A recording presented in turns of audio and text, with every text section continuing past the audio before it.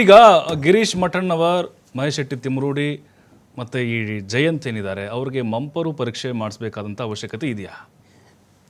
ನನಗೆ ಇದು ಅತಿ ಸೂಕ್ಷ್ಮವಾದ ಇದು SITಗೆ ಸೇರಿದ್ದ ವಿಚಾರ. ಅವರು ಇದರ ಬಗ್ಗೆ ಡಿಸಿಷನ್ ತಗೋಬೇಕು.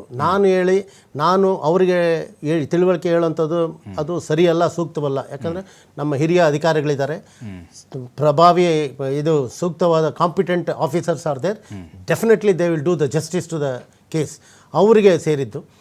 ಹೀಗಾಗಿ ನನ್ನ ಇದೊಂದು ಮತ್ತೊಂದು ರಿಪೀಟ್, ಈ ಸುಗ್ರೀವಾಜ್ಞೆ ಇದರಲ್ಲಿ ಮಿನಿಮಮ್ ಪನಿಷ್ಮೆಂಟೇ ಅವರಿಗೆ ಅವರು ಗಲ್ಲು ಶಿಕ್ಷೆ ಆಗಬೇಕು. ಇಲ್ಲ ಜೀವಾವಧಿ ಸಾಯೋ ತನಕ ಅವ್ರು ಜೈಲಿನಲ್ಲಿ ಕಳೆಯುವಂಥ ಅದು ಮಿನಿಮಮ್ ಶಿಕ್ಷೆ ಆಗಬೇಕು. ಮ್ಯಾಕ್ಸಿಮಮ್ ಶಿಕ್ಷೆ ಅವರಿಗೆ ಈ ಯಾವುದೇ ಹಿಂದೂಗಳ ಮಠ ಮತ್ತು ದೇವಸ್ಥಾನಕ್ಕೆ ಕೈ ಇಟ್ಟರೆ ಅವರಿಗೆ ಈ ಪನಿಷ್ಮೆಂಟ್ ಆಗಲೇಬೇಕು. ಎಸ್. ಕೇಶವರೇ, ಕೊನೆಯದಾಗಿ ಈಗ ನೀವು ಗ್ರಾಮ ಪಂಚಾಯಿತಿಯ ಆ ಸಹಿಗಳ ಬಗ್ಗೆ ಹೇಳ್ತಾ ಇದ್ರಿ, ಅಂದರೆ ಈಗ ಅದ್ರ ಬಗ್ಗೆ ಕೂಡ ತಮಗೆ ಸ್ಪಷ್ಟತೆ ಇಲ್ಲ. ಈಗ ಅವರು ಯಾರ್ಯಾರು ವಿಚಾರಣೆ ಕರೆದಿದ್ದಾರೋ ತಾವು ದಾಖಲೆ ಇಟ್ಕೊಂಡು ಅದ್ರ ಬಗ್ಗೆ ಮಾತಾಡ್ತೀವಿ ಅಂತ ಹೇಳಿದ್ರಿ.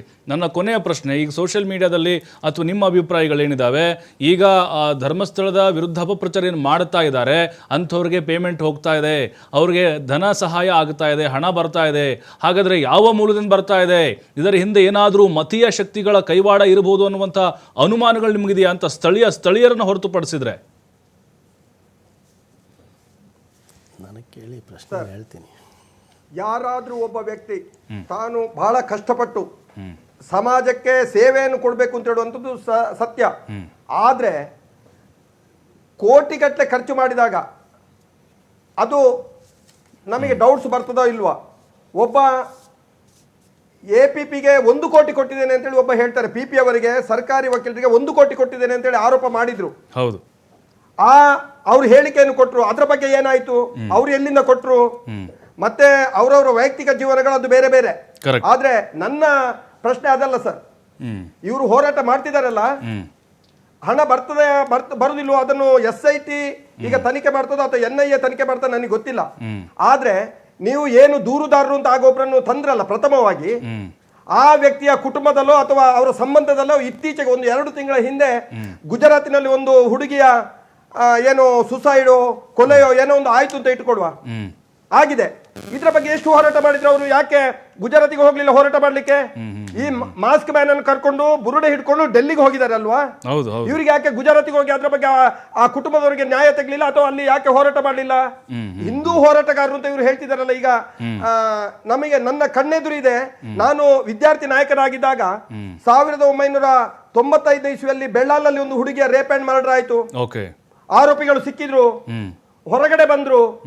ಯಾರು ಆರೋಪಿಗಳಂತೂ ಹುಡುಕಿ ಕೊಡಿ ಅಂತ ಇದೇ ಹಿಂದೂ ನಾಯಕರು ಅವತ್ತು ಹೋಗ್ಲಿಲ್ಲ, ಅವರು ಇದ್ರು ಫಿಗರ್ ನಲ್ಲಿ. ಆಮೇಲೆ ವೇಣೂರ್ನಲ್ಲಿ ಸುಜಾತ ಎಂಬಂತ ಒಂದು ಹುಡುಗಿಯ ಕೊಲೆ ಆಯ್ತು, ಅಲ್ಲಿ ಕೂಡ ಇವರು ಬರ್ಲಿಲ್ಲ ಹೋರಾಟ ಮಾಡ್ಲಿಕ್ಕೆ. ಪುತ್ತೂರಿನಲ್ಲಿ ಸೌಮ್ಯ ಭಟ್ ಕೊಲೆ ಆಗಿ ಅವರು ಎಲ್ಲೋ ಆರೋಪಿ ತಪ್ಪಿಸಿಕೊಂಡಿದ್ದಾನೆ ಅಂತ ಹೇಳುವಂತ ಮಾಹಿತಿ ಇದೆ. ಆದ್ರೆ ಯಾವತ್ತಿನ ತನಕ ಅದ್ರ ಬಗ್ಗೆ ಹೋರಾಟ ಮಾಡಲಿಲ್ಲ ಇವರು. ನಾನು ವಿದ್ಯಾರ್ಥಿ ನಾಯಕರಾಗಿ ಈ 3 ಕೊಲೆಗಳಲ್ಲಿ ಕೂಡ ಆಗ ಭಾಗವಹಿಸಿದ್ದೆ, ಹೋರಾಟವನ್ನು ಮಾಡಿದೆ, ಪ್ರತಿಭಟನೆಯನ್ನು ಮಾಡಿದ್ರು ನಾವೆಲ್ಲ ವಿದ್ಯಾರ್ಥಿಗಳು ಸೇರಿಕೊಂಡು. ಈ ಹಿಂದೂ ನಾಯಕ ಏನು ಇವತ್ತು ಹೋರಾಟ ಮಾಡ್ತಿದ್ದಾರೆ ಅಂತ ಹೇಳ್ತಾನೆ, ಅವರು ಇವತ್ತು ಕೇವಲ ಧರ್ಮಸ್ಥಳ ಕ್ಷೇತ್ರದ ಬಗ್ಗೆ ಮಾತ್ರ ಯಾಕೆ ಆರೋಪ ಮಾಡ್ತಿದ್ದಾರೆ? ಧರ್ಮಸ್ಥಳದಲ್ಲಿ ಒಂದು ಅತ್ಯಾಚಾರ ಅಥವಾ ಕೊಲೆ ಆದ ಬಗ್ಗೆ ಮಾತ್ರ ಯಾಕೆ ಮಾತಾಡ್ತಾರೆ? ಇದರ ಹಿಂದೆ ಏನು ಷಡ್ಯಂತ್ರ ಇದೆ? ಇದರ ಹಿಂದೆ ಯಾರಿದ್ದಾರೆ? ಏನು ಹಣದ ಮೂಲ ಬರ್ತಿದೆ, ಎಲ್ಲಿಂದ ಬರ್ತಿದೆ ಎಂಬುದರ ಬಗ್ಗೆ ಖಂಡಿತ NIA ತನಿಖೆ ಆಗಬೇಕು ಅಂತ ಹೇಳಿದ ಆಗ್ರಹ ನನ್ನದು ಕೂಡ ಇದೆ sir. Yes. Thank you Keshav ಅವರೇ, ನಮ್ಮ ಚರ್ಚೆಯಲ್ಲಿ ಭಾಗಿಯಾಗಿದ್ದಕ್ಕೆ ನಿಮಗೆ ಥ್ಯಾಂಕ್ ಯು ಚಲಪತಿ ಸರ್. ಸಮಯದ ಅಭಾವ ಇದೆ, ಖಂಡಿತ ಚರ್ಚೆ ಮಾಡೋಣ ಸರ್ ಮುಂದಿನ ದಿನಗಳಲ್ಲಿ.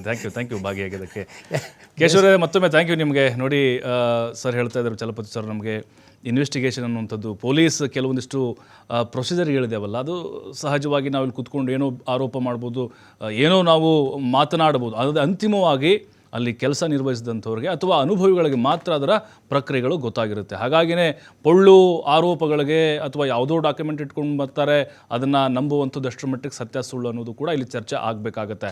ಅದರ ಜೊತೆಗೆ ಈಗ SIT ತನಿಖೆ ನಡೀತಾ ಇದೆ. ಮಾಸ್ಕ್ ಮ್ಯಾನ್ ಕೂಡ ಏನೋ ಹೇಳ್ತಾನೆ ವಿಚಾರಣೆ ಸಂದರ್ಭದಲ್ಲಿ. ಅಂತಿಮವಾಗಿ ಕೋರ್ಟ್ಗೆ ಯಾವೆಲ್ಲ ವಿಚಾರಗಳನ್ನು ಈಗ SIT ಅವರು ಸಲ್ಲಿಸ್ತಾರೆ ಅನ್ನೋದು ಬಹಳ ಕುತೂಹಲ ಇದೆ. ನಮಗೇನಾಗಬೇಕಾಗಿದೆ, ಅಲ್ಲಿ ಕೊಲೆಗಳು ಅತ್ಯಾಚಾರಗಳು ನಡೆದಿದೆಯೋ ಇಲ್ವೋ ನಾವಂತರೂ ಕಣ್ಣಾರೆ ನೋಡಿಲ್ಲ. ಬಟ್ ಕೆಲವೊಂದಿಷ್ಟು ಸಾಮಾಜಿಕ ಮಾಧ್ಯಮಗಳಲ್ಲಿ ಅದ್ರ ಮೇಲೆ ನಿರ್ಧಾರವನ್ನು ತೆಗೆದುಕೊಳ್ಳುವಂಥ ಜನರು ಕೂಡ ಇದ್ದಾರೆ. ಹಾಗಾಗಿಯೇ ಅಧಿಕೃತವಾಗಿ SIT ತನಿಖೆ ಆಗಬೇಕು.